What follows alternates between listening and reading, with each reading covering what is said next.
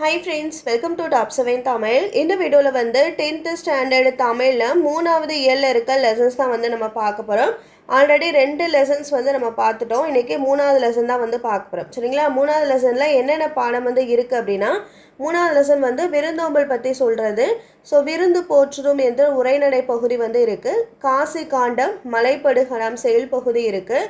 விரிவானம் கதை பகுதியில் கோபலபுரத்து மக்கள், இலக்கண பகுதியில் தொகாநிலை தொடர் இருக்குது. அதே மாதிரி திருக்குறள் வந்து 3வது இயல்ல இருக்குது. 3வது இயல்ல இருக்க இந்த திருக்குறளில் 2 அதிகாரங்கள் வந்து நமக்கு சிலபஸில் வந்து கவர் ஆகுது. சரிங்களா? இந்த 2 அதிகாரத்தில் இருக்க திருக்குறள் மட்டும் இந்த 3வது இயல்ல படித்தா போதும். ஸோ ஒவ்வொரு லெசனாக வந்து நம்ம பார்க்கலாம். ப்ரீவியஸாக கொடுத்துருக்க வீடியோஸ்க்குரிய லிங்க் வந்து டிஸ்கிரிப்ஷனில் இருக்குது, பார்க்காதவங்க பார்த்துக்கோங்க. இது மட்டும் இல்லாமல் லெசன் வைஸாக வந்து லைன் பை லைன் கொஸ்டின்ஸ் பேட்டர்னில் வந்து நீங்கள் படிக்கணும் அப்படின்னா அதுக்கான வீடியோஸும் நம்ம சேனலில் வந்து அப்லோட் பண்ணியிருக்கோம், நீங்கள் பார்த்துக்கலாம். சரிங்களா? இப்போ கொஸ்டின்ஸ் பார்க்கலாம். இயல் 3 முதல் பாடம் வந்து உரைநடை விருந்து போற்றுதும் அப்படின்னு இருக்குது. ஸோ இதில் வந்து முக்கியமான செயல் வரி வந்து கொடுத்துருப்பாங்க இந்த லெசனில். அது வந்து ரொம்ப ரொம்ப முக்கியம். அதனால் செயல் வரி வந்து நோட் பண்ணிக்கோங்க. சரிங்களா? மீதி எல்லாமே வந்து கதை பகுதி மாதிரி தான் இருக்கும். அந்த முக்கியமான லைன்ஸ் வரப்போ மட்டும் அதை நம்ம ஹைலைட் பண்ணி படிச்சுக்கலாம். சரிங்களா? இதில் பாருங்கள், அற உணர்வும் தமிழர் மரபும். திருவள்ளுவர் வந்து இளறவியலில் விருந்தோம்பலை வலியுறுத்த ஓர் அதிகாரத்தை வந்து அமைத்திருக்காரு. இளரம் புரிவதும் விருந்தோம்பல் செய்யும் பொருட்டே நடக்குது. முகம் வேறுபடாமல் முகமலர்ச்சியோடு விருந்தினரை வரவேற்க வேண்டும் என்பதை மோப்பக்குலையும் அனிச்சம் மலர்த்திறந்து நோக்கக்குலையும் விருந்து அப்படின்னு வந்து ஒரு திருக்குறள் வரும். சரிங்களா? அந்த திருக்குறள் எதை பற்றி வந்து சொல்லுது அப்படின்னா, விருந்தோம்பல் பண்பை பற்றி சொல்லுது. விருந்தினர்கள் வந்து முகம் சுளிக்காமல் இருக்கிற மாதிரி நம்ம நடந்துக்கணும். ஸோ அந்த இதை தான் வந்து இந்த மோப்பக்குலையும் அனிச்சம் மலர்த்திறந்து அப்படின்ற அந்த திருக்குறள் வந்து உணர்த்தும். ஸோ இது வந்து இந்த இதில் வந்து கொடுத்துருக்காங்க. அதே மாதிரி கீழே பார்த்துங்க, விருந்தினரை போற்றுதல் இல்லற கடமையாக சிலப்பதிகாரத்தில் ஒரு லைன் இருக்குது. என்ன லைன்னா, தொல்லோர் சிறப்பின் விருந்தெதிர் கோடலும் இழந்த எண்ணெய். அதில் வந்து விருந்தோம்பல் பற்றி சொல்லியிருக்காங்க சிலப்பதிகாரத்தில். இது வந்து நம்மளுக்கு வரி கொடுத்து இது எந்த நூலில் வந்து இடம்பெற்றிருக்கு அப்படின்னு வந்து கேட்கலாம். இல்லாட்டி இந்த நூல் வந்து எது, ஆசிரியர் யார் அப்படின்னு 2 கொஸ்டினை கூட கேட்கலாம். நோட் பண்ணிக்கோங்க. சரிங்களா? ஸோ அடுத்தது பார்த்தீங்கன்னா, விருந்தோம்பல் பற்றி கம்பராமாயணத்தில் எந்த பாடல் வந்திருக்கு அப்படின்னா, பொருந்து செல்வமும் கல்வியும் பூத்தலால் வருந்தி வந்தவருக்கு ஈதலும் வைகளும் விருந்துமன்றி விளைவன யாவையே என்ற வரி வந்து இருக்கு. அதே மாதிரி கலிங்கத்து பரணியில் விருந்தினரும் வறியவரும் நெருங்கியுண்ண மேன்மேலும் முகமலரும் மேலோர் போல என்ற வரி வந்து கலிங்கத்து பரணியில் இருக்குது. இது ரெண்டுமே வந்து விருந்தோம்பல் பற்றி தான் வந்து சொல்லுது. சரிங்களா? ஸோ அடுத்தது வந்து புறநானூறு வரி. புறநானூறு வரியில் தனித்து உண்ண மாட்டாங்க. ஸோ சங்ககால மக்கள் அதை வந்து உணர்த்துற மாதிரி லைன் வந்திருக்கு. என்னன்னா, உண்டால் அம்ம இவ்வுலகம் இந்திரர் அமிழ்தம் இயைவதாயினும் இனிது என தமிழர் உண்டலும் இளரே. இது புறநானூறில் இருக்குது. இந்த வரியில் வந்து என்ன கொடுத்துருக்காங்கன்னா, ஸோ அமிழ்தமே உண்டாலும் தனியாக வந்து உண்ணாமல் மற்றவங்களுக்கு கொடுத்துட்டு தான் வந்து சாப்பிடுவாங்க. ஸோ இந்த மீனிங் தான் இந்த லைனில் இருக்குது. இந்த வரி வந்து எந்த நூலில் இடம்பெற்றிருக்குன்னா புறநானூறில் வந்து இருக்குது. சரிங்களா? ஸோ அடுத்தது அல்லில் ஆயினும். அல்லில் ஆயினும் அப்படின்னா அல்லல்னா துன்பம். சரிங்களா? ஸோ விருந்தோம்பல் என்பது சிறந்த பண்புகளுள் ஒன்றாக கருதப்படுது. நடு இரவில் விருந்தினர் வந்தாலும் மகிழ்ந்து வரவேற்று உணவிடும் நல்லியல்பு தமிழருக்கு உண்டு. இதை வந்து நற்றிணை வரி வந்து சொல்லுது. எந்த லைனில் வருதுன்னா, அல்லில் ஆயினும் விருந்துவரின் உவக்கும், இரவாயினும் எந்த ஒரு கஷ்டமே இல்லாமல் மகிழ்ச்சியோடு விருந்தினர்களுக்கு நம்ம தமிழ் மக்கள் வந்து உணவளித்தாங்க அப்படின்ற அந்த அர்த்தம் தான் இந்த வரியில் இருக்குது. லைன் நோட் பண்ணிக்கோங்க. ஆசிரியர் எந்த நூலில் வந்து இடம்பெற்றிருக்குன்னா நற்றிணையில் வந்து இடம்பெற்றிருக்கு. அடுத்தது இன்மையிலும் விருந்தோம்பல். வீட்டிற்கு வந்தவருக்கு வறிய நிலையிலும் எந்த வழியுமே இல்லைனாலும் முயன்று விருந்தளித்து மகிழ்ந்தனர் நம் முன்னோர். தானியம் ஏதும் இல்லாத நிலையில் விதைக்காக வைத்திருந்த திணையை உரலில் இட்டு குத்தி எடுத்து விருந்தினருக்கு விருந்தளித்தால் தலைவி. இதை வந்து புறநானூறு வரி வந்து சொல்லுது. எந்த வரியிலனா, குரல் உணங்கு விதை திணை உரல்வாய் பெய்து சிறிது புறப்பட்டன்றோ இழல். இதில் என்ன சொல்கிறாங்கன்னா, அதாவது உணவளிப்பதற்கு எதுவுமே இல்லை அப்படின்றனால ஸோ அடுத்து வந்து விதைப்பதற்காக சில திணைகள் வந்து வச்சுருப்பாங்க. ஸோ அதையே வந்து உணவாக வந்து விருந்தினருக்கு கொடுத்தாங்க நம்ம மக்கள் அப்படின்ற லைன் தான் வந்து இந்த குறள் உணங்கு விதைத்திணை அப்படின்றத ஞாபகம் வச்சுக்கோங்க. இதை ஞாபகம் வச்சுட்டு விதைத்திணை வந்தால் அது வந்து விருந்தோம்பல். அப்போ இந்த லைன் எதில் இருக்குன்னு யோசிச்சிங்கன்னா புறநானூறுன்னு உங்களுக்கு ஞாபகம் வரும். சரிங்களா?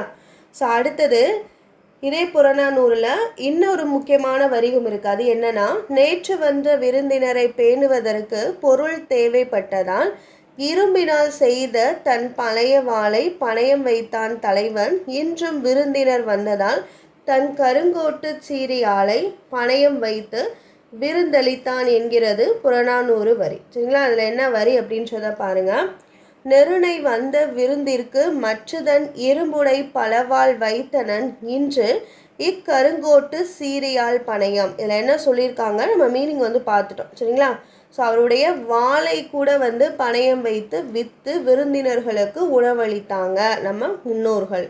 இந்த வரியும் புறநானூறில் இருக்குது. அப்போ புறநானூறில் 2 வரி இருக்குது. விதைத்திணை கருங்கோட்டு யாழ் ஞாபகம் வச்சுக்கோங்க. யாழ் ஞாபகம் வச்சுக்கோங்க. விதைத்திணையும் வந்து ஞாபகம் வச்சுக்கோங்க. சரிங்களா? ஸோ இது வந்து எதை பற்றி சொல்லுது அப்படின்னு ஒரு டைப்பில் கொஸ்டின் கேட்பாங்க. இல்லாட்டி இந்த வரி எந்த நூலில் வந்து இடம்பெற்றிருக்கு அப்படின்னு வந்து கேட்பாங்க. ஸோ இந்த மாதிரி சின்ன சின்ன வேர்ட்ஸ் வந்து நோட் பண்ணிக்கிட்டிங்கனாலும் கூட வரிக்குரிய ஆசிரியர் பெயர் வந்து நம்ம ஞாபகம் வச்சுக்கலாம் நூல். சரிங்களா? ஸோ அடுத்தது வந்து நிலத்திற்கேற்ற விருந்து. அதுக்கு கூட இந்த பாக்ஸ் பார்க்கலாம்.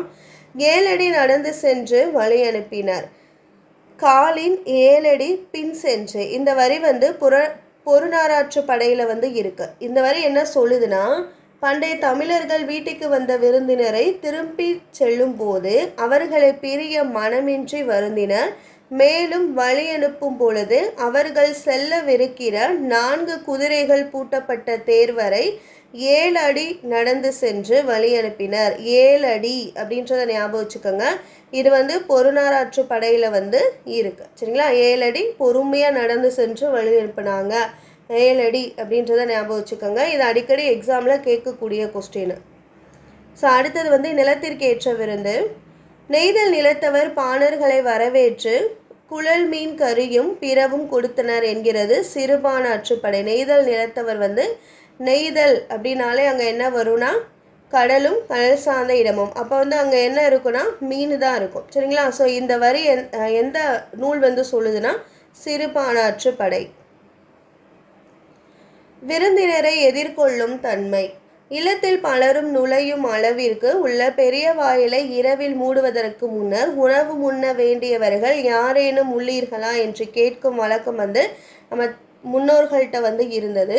இந்த வரியை எந்த நூல் வந்து உணர்த்துது இந்த கருத்தை அப்படின்னா, பலர் புகு வாயில் அடைப்ப கடவுனர் வருவீர் உள்ளீரோ என்ற வரி வந்து உணர்த்துது. சரிங்களா? இந்த வரி வந்து குறுந்தொகையில் இருக்கு. இந்த லைன் என்ன சொல்லியிருக்காங்க, கடவுனர் வருவீர் உள்ளரோ, யாராவது வந்து உணவு தேவைப்படுதா. ஸோ இந்த லைன் வந்து நோட் பண்ணிங்க. கடவுனர் வருவீர் உள்ளீரோ, இது வந்து குறுந்தொகையில் இருக்குது. சரிங்களா?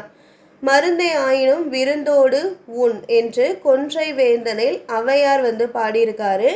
மருந்தே ஆயினும் விருந்தோடு உண் என்று கூறியவர் ஔவையார்.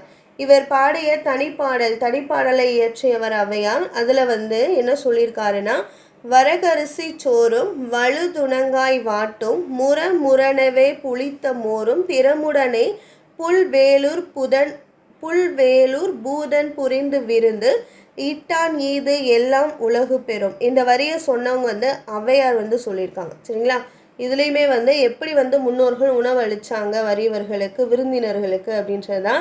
ஸோ அதில் முக்கியமாக வந்து உறவினர் வேறு விருந்தினர் வேறு அப்படின்றது முன்னாடி ஒரு 2-3 பேராகிராஃபில் வந்து கொடுத்துருப்பாங்க.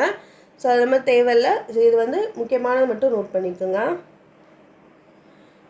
விருந்தோம்பல் இன்றும். புதிதாக வருவோர் இரவில் தங்குவதற்கு வீட்டின் முன்புறம் வந்து திண்ணையும் அதில் தலை வைக்க திண்டும் வைத்தனர் முன்னோர்கள். இன்று வீட்டுக்கு திண்ணை வைத்து கட்டுவதும் இல்லை. ஸோ அந்த மாதிரி வந்து கொடுத்துருக்காங்க. இந்த வாழை இலை விருந்து வந்து நோட் பண்ணிக்கோங்க. தமிழர் பண்பாட்டில் வாழை இலைக்கு தனித்த இடம் உண்டு. தலைவாழை இலையில் விருந்தினருக்கு உணவளிப்பது மரபாக வந்து சொல்லப்படுது. தமிழர்கள் உணவு பரிமாறும் முறையை நன்கு அறிந்திருந்தனர். உண்பவரின் இடப்பக்கம் வாழை இலையின் குறுகலான பகுதியும் வலப்பக்கம் விரிந்த பகுதியும் வர வேண்டும். இதில் என்னென்ன வைப்பாங்க அப்படின்றத கொடுத்துருக்காங்க. சரிங்களா? நடுவில் சோறும் வைத்து வசதியாக உண்பவர் மனம் மறந்து அவர்கள் விரும்பி சாப்பிடும் உணவுகளை பரிவுடன் பரிமாறுவர் அப்படின்னு வந்து கொடுத்துருக்காங்க. ஸோ நம்ம பண்பாட்டில் முக்கியமான இடம் வந்து வாழை இலை விருந்துக்கு இருக்குது. அடுத்தது வந்து எத்திசையும் புகழ் மணக்க. அவ்வளோதான். அமெரிக்காவில் மினசோட்டா தமிழ்ச்சங்கம் வாழை இலை விருந்து விழாவை ஆண்டுதோறும் கொண்டாடி வருகின்றது. தமிழர்களின் பாரம்பரிய உணவு வகைகளை கொண்டு வாழை இலையில் விருந்து வைக்கின்றனர். முருங்கைக்காய் சாம்பார், மூர்க்குழம்பு, வேப்பம்பூ ரசம், வெண்டைக்காய் கூட்டு, திணைப்பாயாசம், அப்பளம் என சுவையாக தமிழர் விருந்து கொடுக்கின்றனர். அங்கு வாழும் தமிழர்கள் பலரும் இந்த விருந்தில் பங்கேற்று சிறப்பிக்கின்றனர். தொடர்ந்து பல பண்பாட்டு நிகழ்வுகளையும் நிகழ்த்தி வருகின்றனர். எங்கே நடக்குதுன்னா அமெரிக்காவில் மினசோட்டா தமிழ்ச்சங்கம் இந்த வாழை இலை விருந்து விழாவை ஆண்டுதோறும் வந்து கொண்டாடி வருகிறது. அமெரிக்காவின் மினசோட்டா தமிழ்ச்சங்கம். அவ்வளோதான். இதில் வந்து முக்கியமான லைன்ஸு, அந்த லைன் வந்து எந்த நூலில் வந்து இடம்பெற்றிருக்கு, அதை யார் வந்து லைனை வந்து சொன்னாங்க, அவ்வளோதான் இந்த ஃபஸ்ட்டு உரைநடையில் வந்து நமக்கு இருக்கிறது. இப்போ அடுத்து வந்து செயல் பகுதி பார்க்கலாம். செயல் பகுதியில் வந்து காசி காண்டம் வருது. அதிவீரராம பாண்டியர். காசி காண்டம் ஆசிரியர் வந்து அதிவீரராம பாண்டியர். இது வந்து விருந்தோம்பல் பற்றி தான் வந்து சொல்லுது.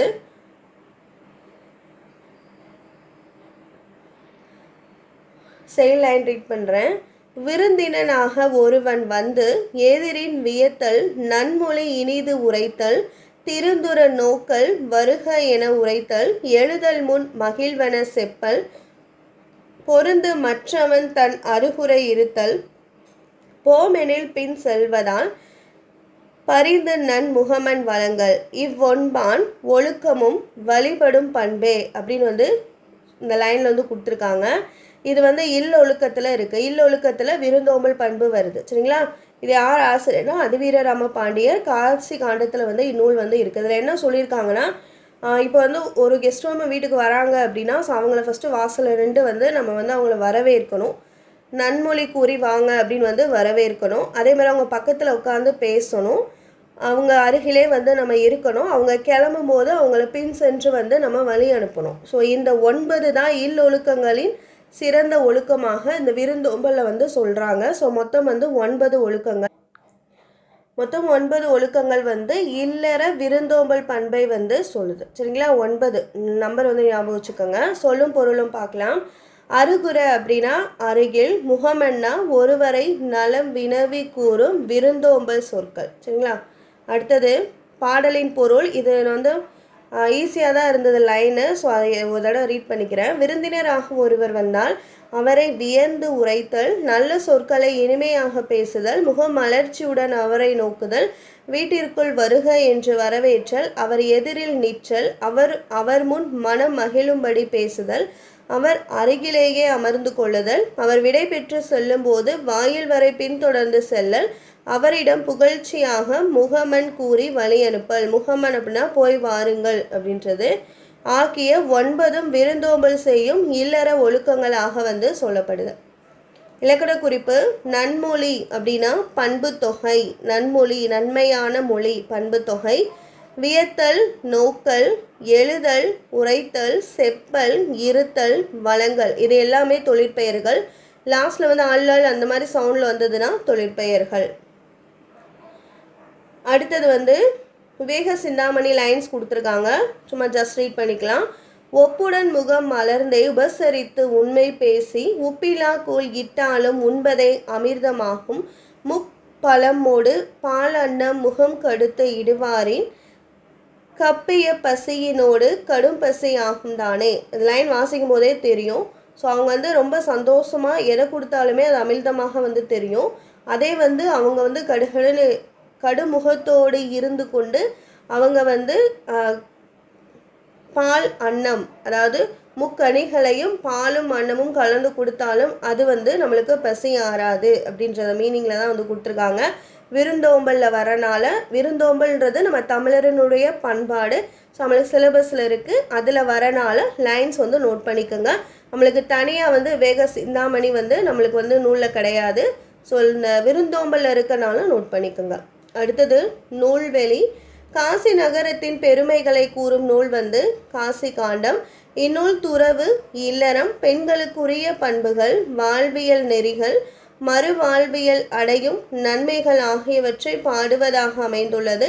இல்லொழுக்கங்கூறிய பகுதியில் உள்ள 17வது பாடல் பகுதி பாடப்பகுதியாக இடம்பெற்றுள்ளது.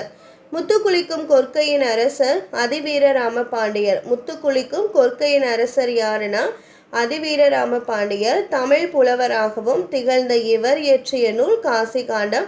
இவருடைய மற்றொரு நூல் வெற்றி வேர்க்கை என்று அழைக்கப்படும் நருந்தொகை. நருந்தொகையின் மற்றொரு பெயர் வெற்றி வேர்க்கை. இயற்றியவர் அதிவீர ராமபாண்டியர். இது வந்து சிறந்த அருக்கருத்துக்களை வந்து எடுத்துரைக்குது.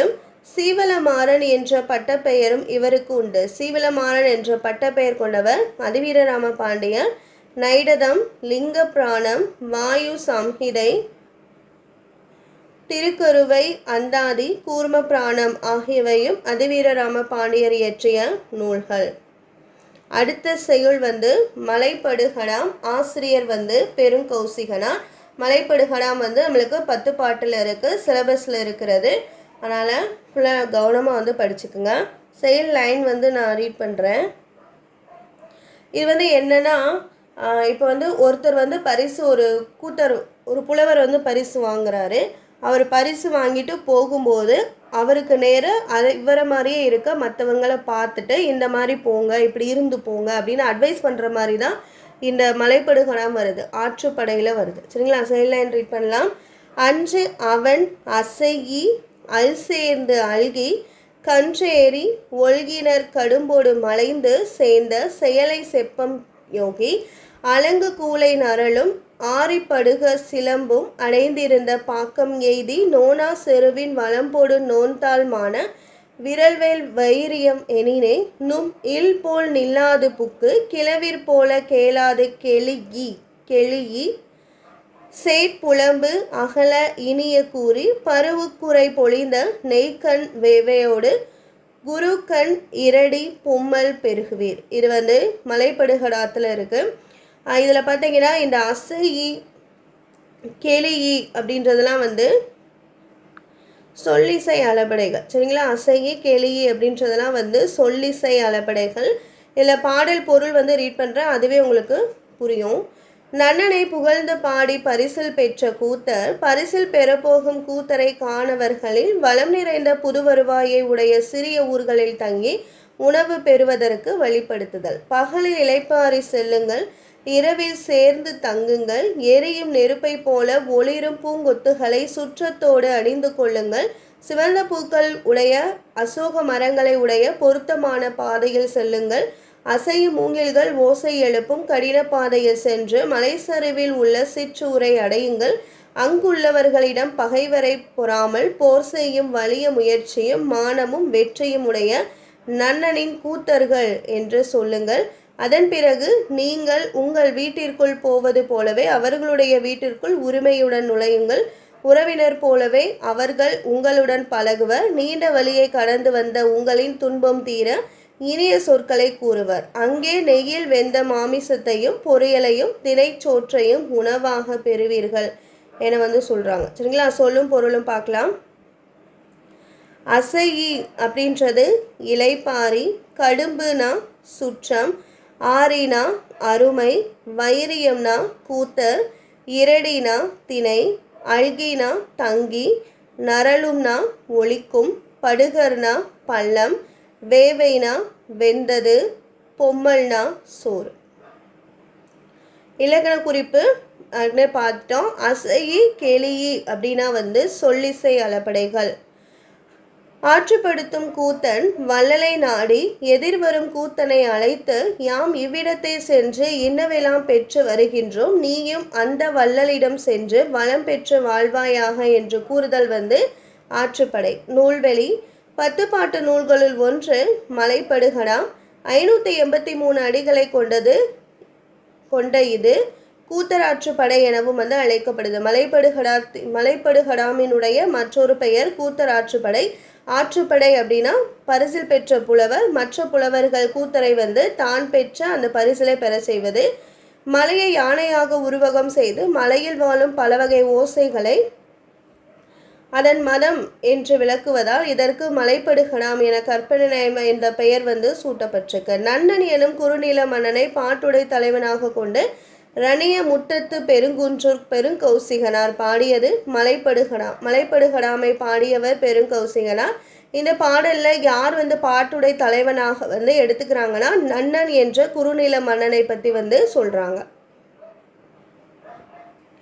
அடுத்தது வந்து கோபலபுரத்து மக்கள். ஆசிரியர் வந்து கி. ராஜநாராயணன். இது வந்து ஸ்டோரினா சும்மா ஜஸ்ட் வந்து ரீட் பண்ணிக்கோங்க.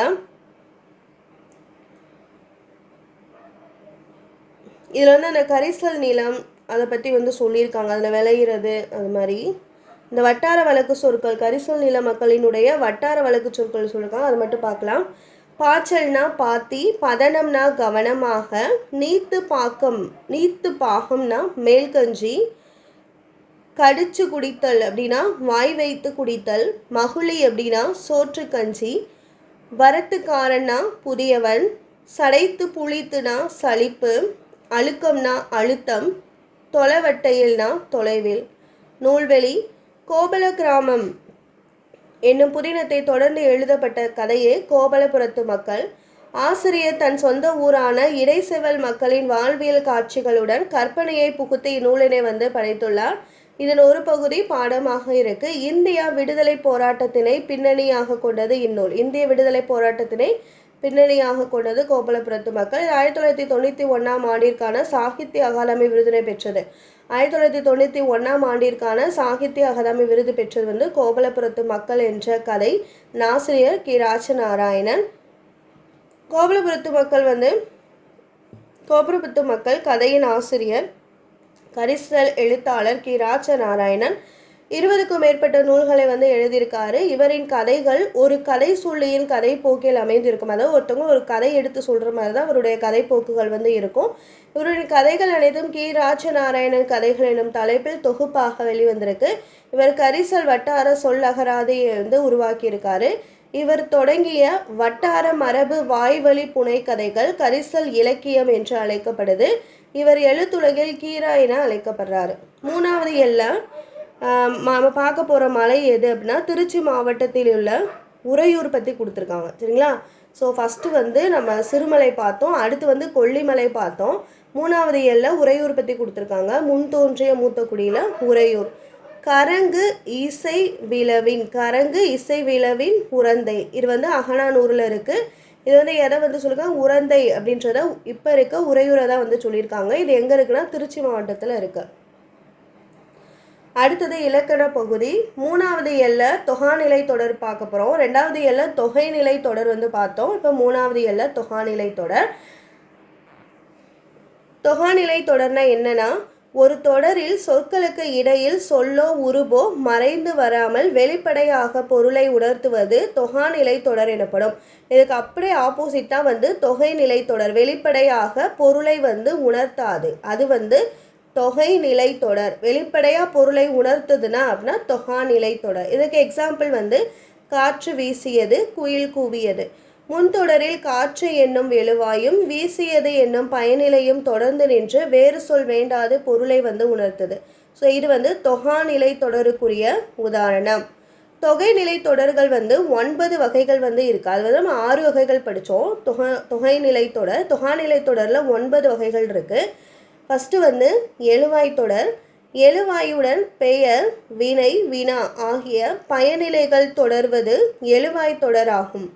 இனியன் கவிஞன், காவிரி பாய்ந்தது, பேருந்து வருமா. இதில் என்ன அப்படின்னா கவிஞர் அப்படின்றது எழுவாய், இதில் வந்து காவிரி அப்படின்றது வந்து எழுவாய். சரிங்களா?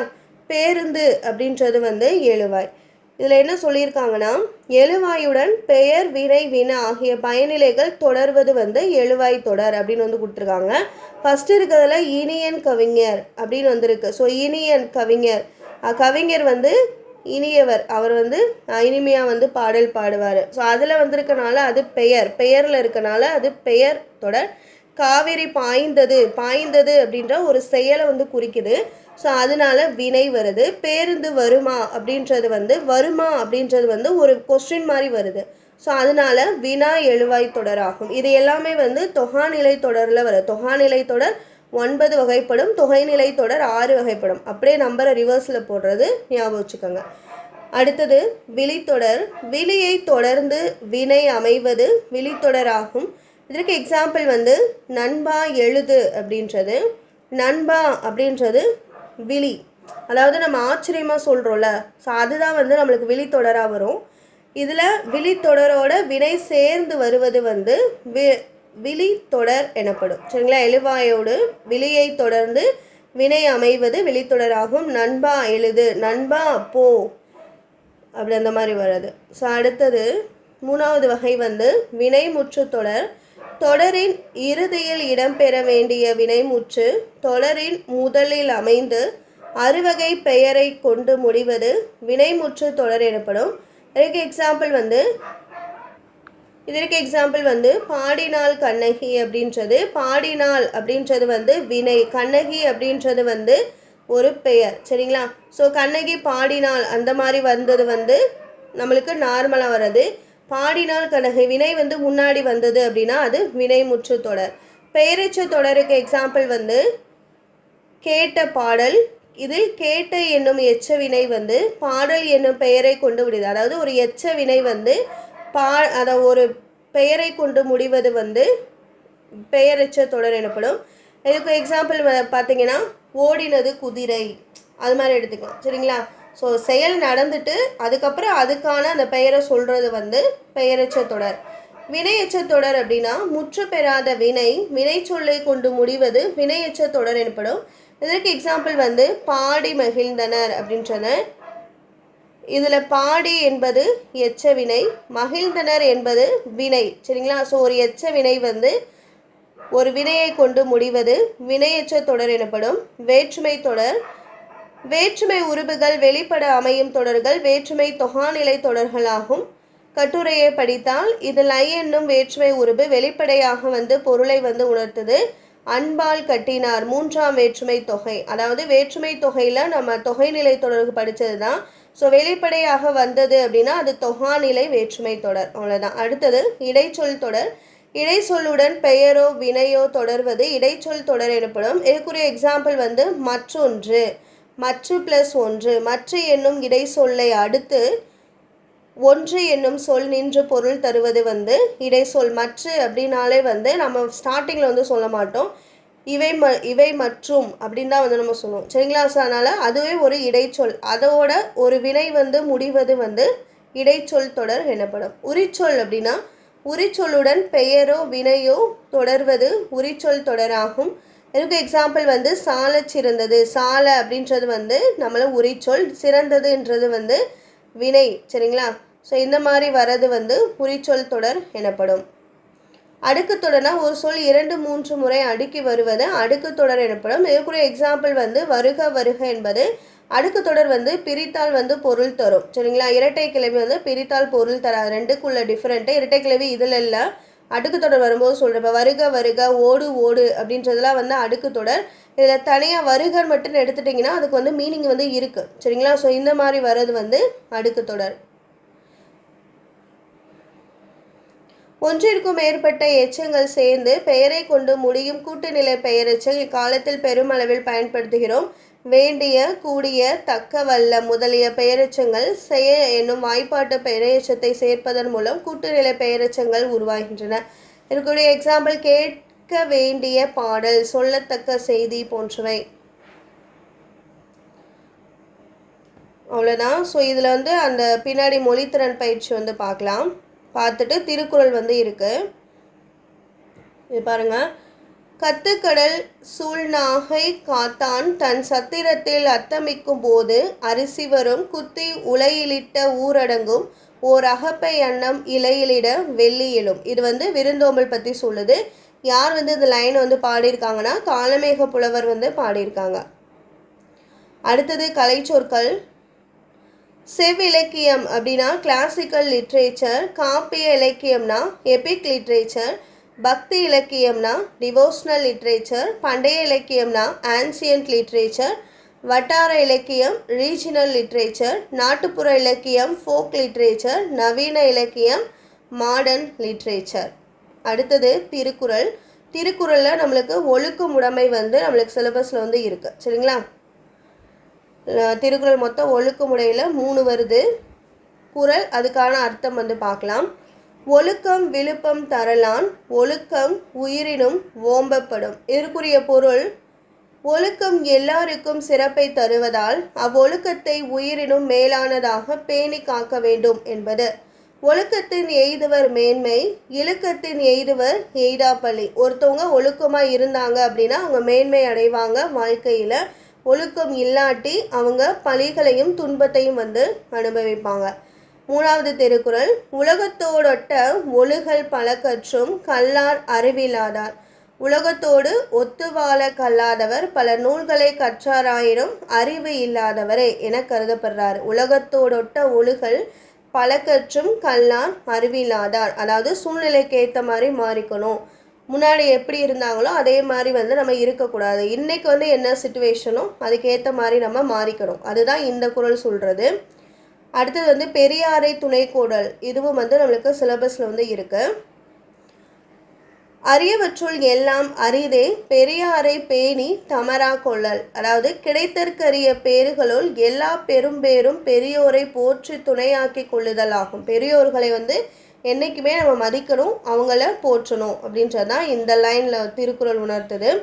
அடுத்தது, இடிப்பாறை இல்லாத ஏமாற மன்னன் கெடுப்பார் எல்லானும் கெடும். குற்றம் கண்ட பொழுது இடித்து கூறும் பெரியாரை துணை கொள்ளாத பாதுகாப்பற்ற மன்னன் பகைவர் இன்றியும் தானே கெடுவான் அப்படின்றதான் இந்த லைன் உணர்த்தும் திருக்குறள் உணர்த்தும் பொருள். அடுத்து, பல்லார் பகை கொள்ளலின் பத்தெடுத்த தீமைத்தே நல்லார் தொடர்கை விடல்.